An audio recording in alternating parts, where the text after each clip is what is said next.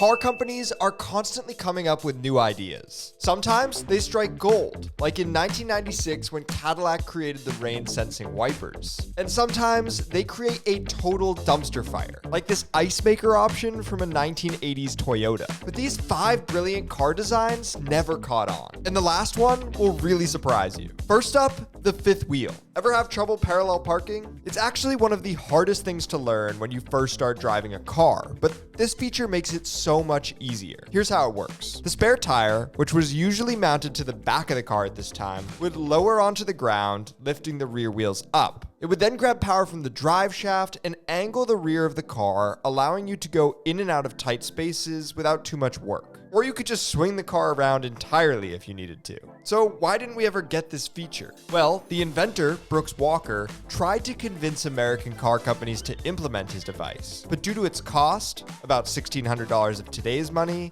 they didn't think people would pay for it. And it took up a lot of the trunk space. The inventor actually pitched it to them again, and with a better, cheaper design. But just like the first time, they turned him away. And finally, while working on a third version in the 70s, he passed away. It's too bad this device never got implemented. But luckily today, companies have started to add automatic parallel park features. And you can thank Brooks Walker for paving the way. Unlike the fifth wheel, this next feature was actually adopted by car companies. In the 1980s, BMW was one of the coolest brands on the market, and they were making incredibly modern sporty cars. One of those was the Z1. They didn't make a whole lot of them, but the Z1 had one of the coolest door designs in the world. We've all seen Lamborghini's butterfly doors, or McLaren's gullwing doors, or maybe even Koenigsegg's dihedral helix doors. The Z1 had an even better design. On the push of a button, the door would drop like a window, allowing you to just step right in. It was an incredibly clean and clever design, and you could even keep the doors open while you drove if you wanted to. But this feature never really saw its way onto other cars. And there's a few reasons for it. One,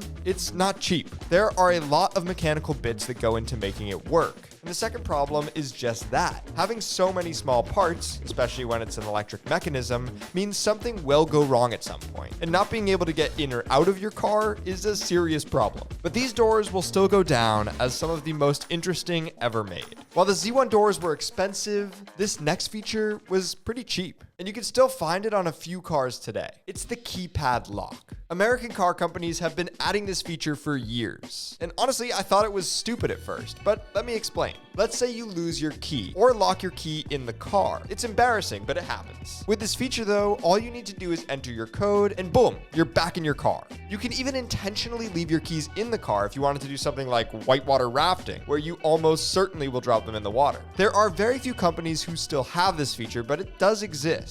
And it's not as ugly looking as it used to be, which was my main problem with it. Nowadays, it's seamlessly installed into the window frame of cars. But why is this feature dying out, and why wasn't it ever very popular? Well, it's sort of naturally been replaced. Many car companies believe that keyless entry is a perfectly fine solution. Plus, it's a very niche feature. How many people would really use it? For me, it would just be helpful the one time I've locked my key in my car. But other than that, I would never use it. This next feature has been found on modern cars as well, and it's the onboard vacuum. It sounds dumb, but it's actually really useful, especially in cars like minivans. And that's just where the trend started. In 2014, Honda added an onboard vacuum to their Odyssey. And honestly, it's brilliant. Got a huge mess to clean up, simply pull it out of the cubby, and you're good to go. I've actually seen the same feature in modern homes where you simply sweep the mess into a secret little vacuum spot. This is an awesome feature, and I would love to see it on more cars. But currently, it's almost exclusively in minivans. And again,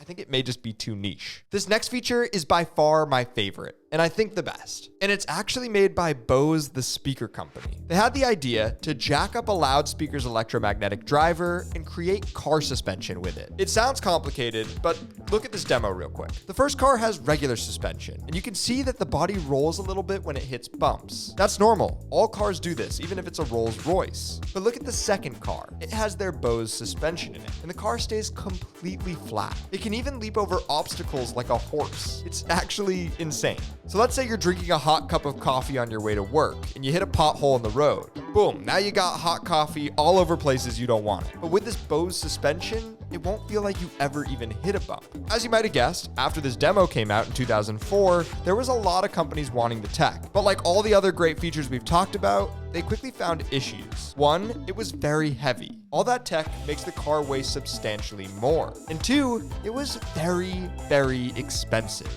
Way too expensive, in fact. Since Bose couldn't get the feature into cars, they pivoted and turned that tech into a seat for truck drivers. If you want to see more car videos, make sure you subscribe.